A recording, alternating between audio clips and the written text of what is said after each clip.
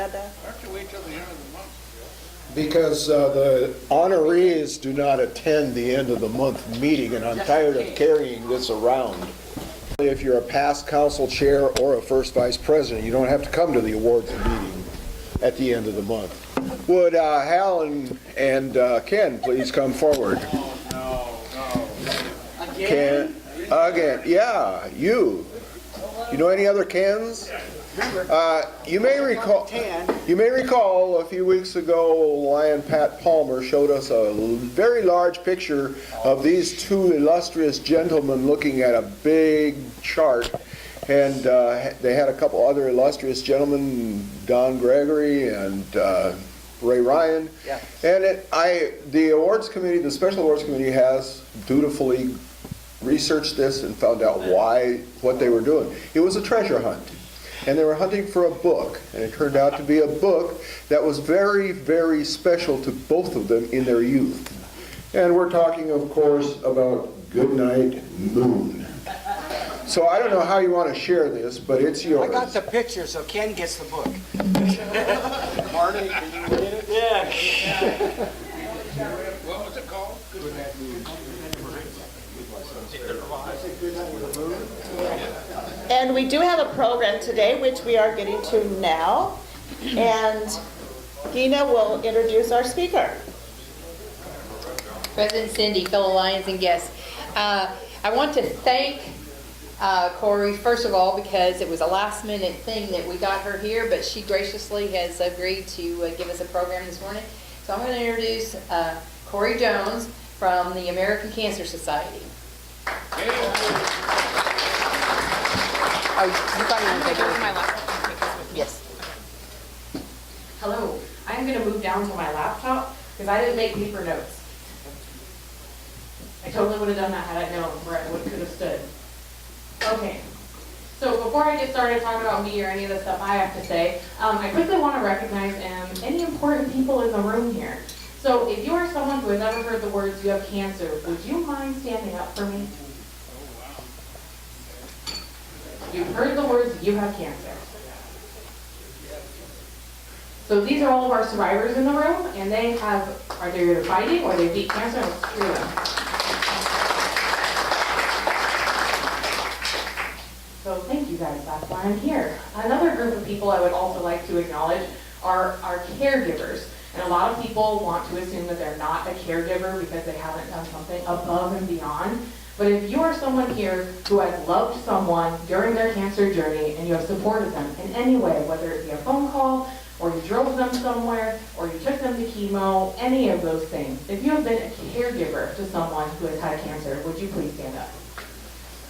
And let's thank those people too. Thank you guys. Okay, so I was told I had like 15 to 20 minutes, which I don't know if I've ever gone that long before, specifically about the American Cancer Society and Relay for Life, which is interesting because I was a volunteer for 18 years with Relay for Life and the American Cancer Society before I accepted this position. So normally I would talk about it really quick, I'd host a meeting, and I'd let a bunch of other people talk. But I had no problem talking. I was a kindergarten teacher for 3 years, so I have no problem talking.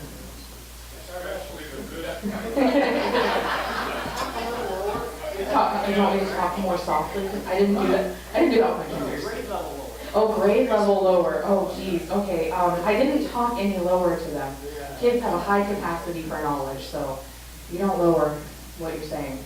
So I kind of did a combo presentation here. I wanted to start off first talking about the American Cancer Society in general, because the American Cancer Society has been around for well over 100 years and is a volunteer-based organization, which I believe you guys are too. None of you are getting paid to be here today, right? Okay. That only just happened to me last year. It was really exciting to get paid for the work that you've been doing for free for nearly 2 decades, so I was very excited about that. But the American Cancer Society is a volunteer-based driven organization, just like you guys, and I wanted to quickly talk about some of the different things. And this is my first time using the formal PowerPoints they have for us, so excuse me if I read a little bit. You guys seem a little less formal than I was trying to prepare for, so I think you guys can bear with me. So, Serious. we're gonna have a few things here about some numbers, and it looks like my speaker wants to be in your way. There we go. So I just want to share with you guys that just in the last 2 decades, the death rates for cancer have dropped 22%. 22%. Excellent stuff. Today, 500 lives per day are being saved from cancer in the U.S. Lives that have otherwise been lost to cancer. And a big reason for that is the American Cancer Society. And Relay for Life started 32 years ago. So anything that's happened in the last 30 years has been in large part due to anyone that has participated in Relay for Life for the American Cancer Society. Relay for Life is the American Cancer Society's signature fundraising event. And the American Cancer Society is second only to the government in funding cancer research. So, this is again a chart about growing number of cancer survivors, and the data I have is from 2015. It looks like our marketing team hasn't updated for this year, so please bear with me. Things are going up, as you can see. It's projected.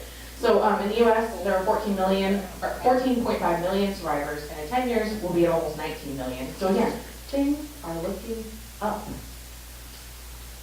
But we still have more work to do. It's estimated that 1.6 million Americans will be diagnosed with cancer. That was in 2016, so hopefully it's a little bit less now. But these figures skyrocket to an estimated 14 million people diagnosed each year around the globe, and 8 million cancer deaths around the globe. Most of us had an immediate family member or friend with cancer. We saw in this room. You guys know all the people that just stood up. And 1 in 4 people have served as a caregiver, which again, we just saw in this room. You guys saw all of our caregivers. Cancer costs us the lives of those we care about and is a drag on our economies, for sure. Cancer is a very costly disease. And in a country like America where we don't have universal health care, it's not just costly on our economy, but it's costly on those who are going through the process. Okay. The next statistic I have here in my little note is that a great deal of this suffering and death is needless because lung cancer alone causes 1 in 5 deaths worldwide, even though it is often a very preventable cancer. So that's lung cancer, 1 in 5 deaths around the world, even though it's a very preventable cancer. So this is estimated new cases in 2015. Again, sorry for my data is 3 years old. But in Washington State, 38,180 people are estimated to receive cancer diagnosis, and in the U.S. alone, it's 1.6 million. And then this one's a bummer, sorry, but unfortunately, it's the thing that comes with cancer. 12,700 people approximately would have died in 2015, and 589,430 in the U.S. in general. So these are deaths related to cancer. So cancer is something we simply cannot ignore. 1 in 3 women and 1 in 2 men will get cancer in their lifetime. So as you saw in this room, there were quite a lot of cancer survivors. And that's why I'm here today. That's why I do what I do. We're going to move in now to talking about Relay for Life, now that we know a little bit more about cancer and the American Cancer Society. But I am here because my great-grandmother passed away from cervical cancer, which now has a 95% mortality rate. If you get cervical cancer, you're going to be fine. It used to be a death sentence when she passed. And she passed when my grandmother was 16, and so my grandmother was her caretaker. While my great-grandmother was going through her cancer treatment, she went to, of course I'm going to forget, UCLA, there we go. She did trials at UCLA. She was part of medical research for the modern pap smear. So trying to modernize the pap smear to the best of its abilities. So as she was going through her cancer treatment, she knew, I'm going to die, so I'm going to do what I can on my way out. So I'm trying to do the same thing, even though I don't have cancer pushing me in that direction. So the first thing I wanted to share with you guys was a video, and I'm hoping my technology was good enough. I'm hoping I can make this happen. And the 2 people that are talking in the video are personal friends of mine. They're Grant Krim and Becky Krim.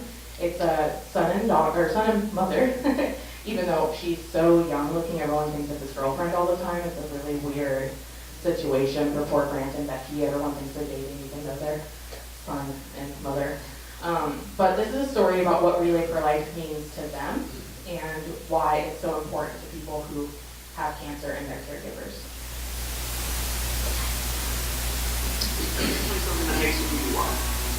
I was diagnosed 3 times. First time I was 22 months old. I can vision it like it was yesterday. Grant was sitting on the floor playing with this little contract, and the doctor came in and he said, I'm really sorry to tell you this, but your baby has a brain tumor. I was just in complete and total shock. I mean, I didn't know what to say. I ended up doing a whole lot of research and contacted every single brain tumor program in the country. We finally found a clinical trial in New York City at NYU Medical Center, and that surgeon was able to successfully remove the tumor. We thought everything was going to be normal, and then 6 months later, it all started happening again. He had his MRI done, and his tumor had doubled in 5. Grant was in chemotherapy until he was about 5.5 years old. And from that point forward, he was pretty healthy. And, you know, we really didn't think there was anything else that was going to happen. When I was 13, we were walking, all of a sudden I just kind of stopped, and my eye was glaring in and out like nothing I had ever experienced before. I couldn't really see anything. We had an emergent MRI done, sure enough, the brain tumor was back again. And so at that point, he went through another clinical trial, and it's been successful. So he did lose almost all of his sight. One thing about Grant is that he has never, ever felt sorry for himself. It is so amazing that he can go through all that he's gone through and just still have the amazing outlook that he has. Relay for Life to me is a huge support network of people that have been through something similar to you. I first got involved with Relay for Life just because my son was acknowledged as the youngest survivor in our town. And once I got there, I just was so inspired that there is this hope out there that you can survive this. And we've kind of been doing it ever since. Seeing the survivor lab each and every year, the survivors gathering, I mean, there's just so many. Just to see it for each year, I realize I want to be more involved. I can do more than I can help. And I can keep other people to not have experience things I did. And that's what Relay is. You're there for each other. Everybody coming together for a common cause, realizing that they can do more.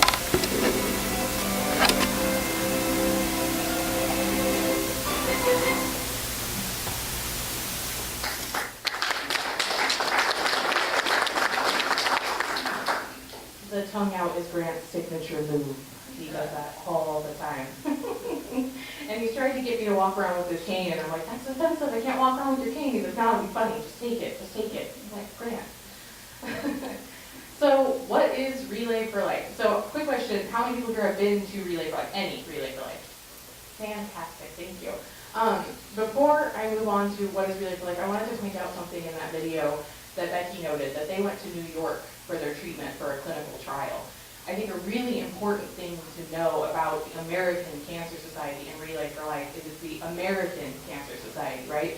It's not the Longview Cancer Society. Because we know that the treatment, the cures, could be found anywhere across America, right? They're not necessarily going to be found right here. So we want to make sure that all those funds that we're gathering, there's a lot of programs and services that are going to happen right here, and I have information about that for you guys.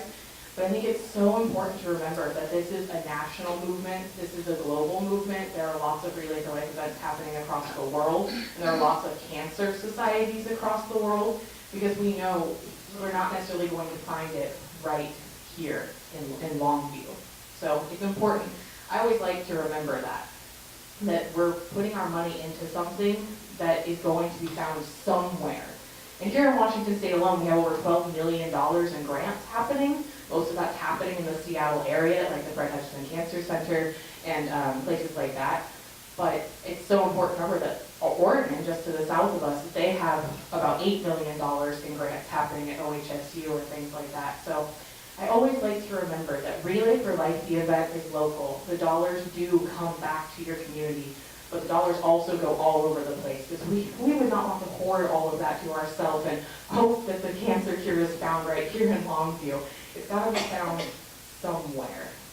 So I always like to make that message known. And then hearing Becky say that they had to go all the way to New York. They live in Coos Bay in Oregon, And so the fact that they had to go all the way to New York to find something that worked for them, it's so, so important that we remember that this is a global fight. So as I mentioned earlier, Relay for Life is the world's largest fundraising event. So I said it was the American Cancer Society's signature event. I said that we are only second to the government in cancer research funding just in America, but across the globe, Relay for Life is the largest fundraising event in the world. So that's a pretty fun fact to share with people. So, with that, in America, we've raised over $4 billion since Relay for Life has started. That's a good question. I'm not sure about that. I could talk to Relay Global and ask them what the global number is. So this is what to expect at Relay for Life event. It's very tiny. I'm going to run through these really quick. So for those of you that have been to Relay for Life event, which is a lot of you, you're going to know this stuff. Number one is that everyone's welcome at our opening ceremony. Then number two, we recognize our survivors, just like I did for you guys. Number three, we recognize our caregivers, again, just like we did here today. Number four is when our teams get recognized, they get to walk the track. Now, I guess I skipped a pretty big point. A lot of Relay for Life happens at a location where you can walk. That's a good thing to know.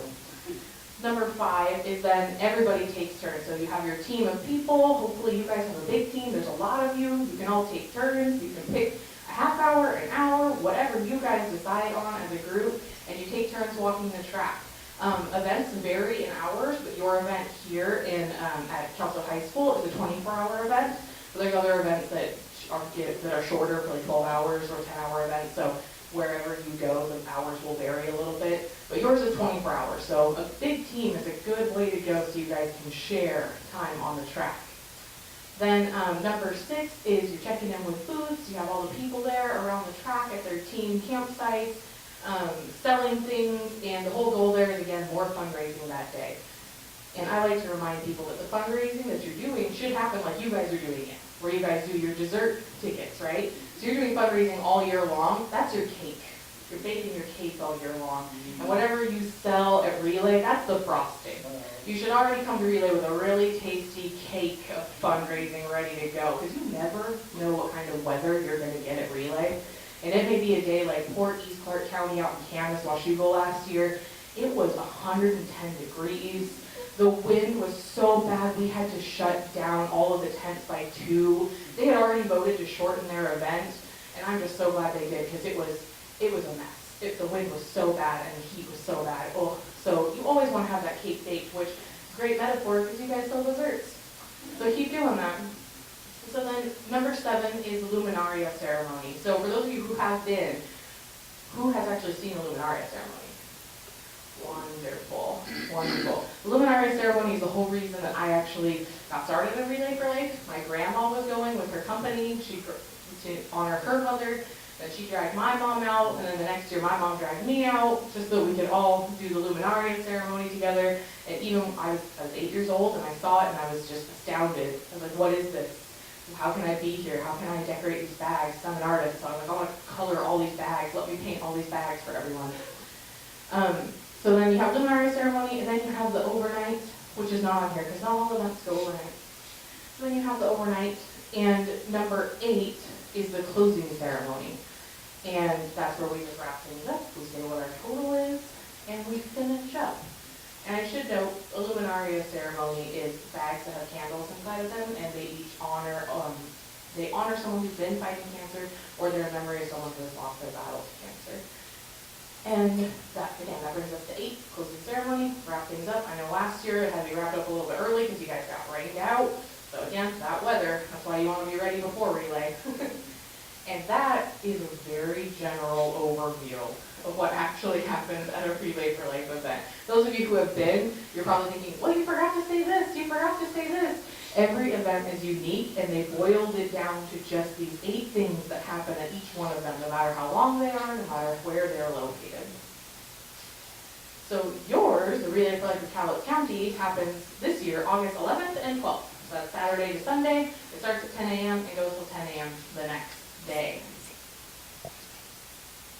So I wanted to talk about your donations making an impact, and I totally made things to print out for you guys, this sheet right here, but I left them in my car. So I will run out and grab them and bring them back in before we all depart today. Is it tentative? Okay, cool. But this is how your money affects your local area. So it talks about patient services that have been provided right here in Cowlitz County and who and how many people have actually used those different services. So I'm supposed to wrap this up. I just had a few other, like I told you, I just pulled this slide from our slide thing. So I just wanted to quickly show you guys how to sign up today, which I believe I also printed out, so I'll grab that. But you can register online at relayforlife.org/Cowlitz, and I also can provide you paper applications as well if people do not want to use the computer. But please go ahead and register online, and you guys know how to fundraise. Invite survivors, please.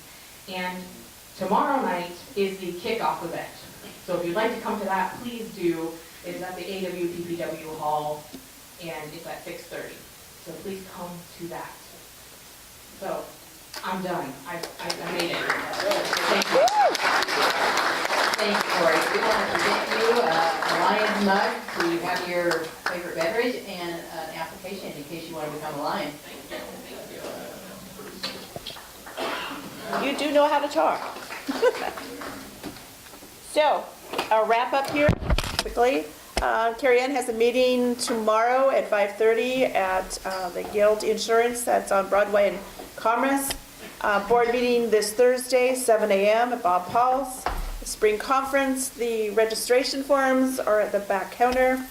Spellathon is March 9th. What time does that start? 7? Okay. Marilyn noted there is a meeting the 14th for the past presidents only over at Yan's Restaurant. Bob announced there's going to be a shop work party this Saturday at 8 a.m. Kathy says she's going to a visitation tomorrow at 5 at Carriage. Carried. 6 o'clock at the Carriage, okay. And Vader brought us crab tickets, so might invest in that. And Greg Swanson has a meeting Thursday at 5 o'clock at his house for Spirits of Longview. I did that. And so now we have the, yes, awards meeting over here. Was there anything else I forgot? Yes, a long list today. Blue ticket, 3787815.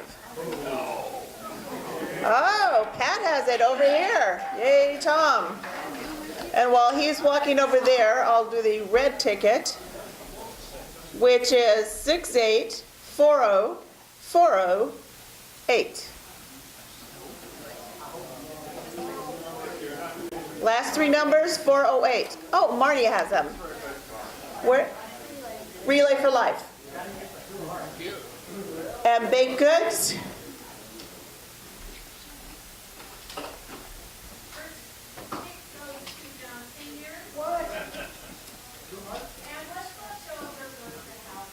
Wow. And it looks like Pat got what number, Tom?